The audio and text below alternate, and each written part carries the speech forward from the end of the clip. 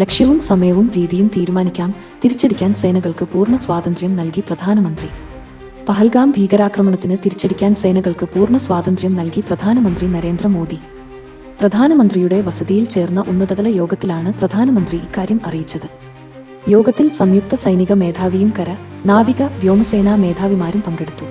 ഭീകരതയ്ക്ക് കനത്ത പ്രഹരം ഏൽപ്പിക്കുക ദേശീയ ദൃഢനിശ്ചയമാണെന്ന് പ്രധാനമന്ത്രി നരേന്ദ്രമോദിയുടെ അധ്യക്ഷതയിൽ ചേർന്ന യോഗത്തിൽ കേന്ദ്ര പ്രതിരോധ മന്ത്രി രാജ്നാഥ് സിംഗ്, ദേശീയ സുരക്ഷാ ഉപദേഷ്ടാവ് അജിത് ഡോവൽ, സംയുക്ത സൈനിക മേധാവി അനിൽ ചൌഹാൻ, കരസേനാ മേധാവി ജനറൽ ഉപേന്ദ്ര ദ്വിവേദി, നാവികസേനാ മേധാവി കെ ത്രിപാഠി, വ്യോമസേനാ മേധാവി മാർഷൽ അമർപ്രീത് സിംഗ് എന്നിവർ പങ്കെടുത്തു.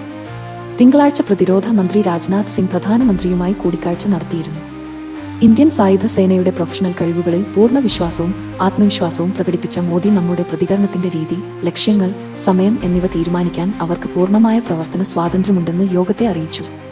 പ്രധാനമന്ത്രിയുടെ ഔദ്യോഗിക വസതിയായ 7 ലോക് കല്യാൺ മാർഗിലാണ് യോഗം നടന്നത്.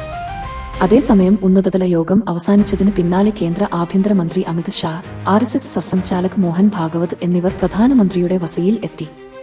ജമ്മു കശ്മീരിലെ പഹൽഗാമിൽ ഏപ്രിൽ 22 നടന്ന ഭീകരാക്രമണത്തിൽ 26 പേർ കൊല്ലപ്പെട്ടതിനെ തുടർന്ന് പ്രധാനമന്ത്രിയുടെ അധ്യക്ഷതയിൽ കേന്ദ്ര സുരക്ഷാകാര്യ മന്ത്രിസഭാ യോഗം ചേർന്നിരുന്നു.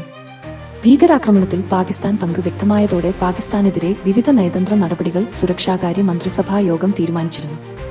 സിന്ധു നദീജല കരാർ മരവിപ്പിക്കൽ ഉൾപ്പെടെ ഇതിൽ ഉൾപ്പെട്ടിരുന്നു. ആക്രമണത്തെ തുടർന്ന് സർവകക്ഷി യോഗവും സർക്കാർ വിളിച്ചു ചേർത്തിരുന്നു. ആക്രമണത്തിൽ ഉൾപ്പെട്ട ഭീകരർക്കും ഗൂഢാലോചനയിൽ പങ്കെടുത്തവർക്കും കനത്ത ശിക്ഷ നൽകുമെന്ന് കേന്ദ്ര സർക്കാർ മുന്നറിയിപ്പ് നൽകിയിട്ടുണ്ട്. News desk.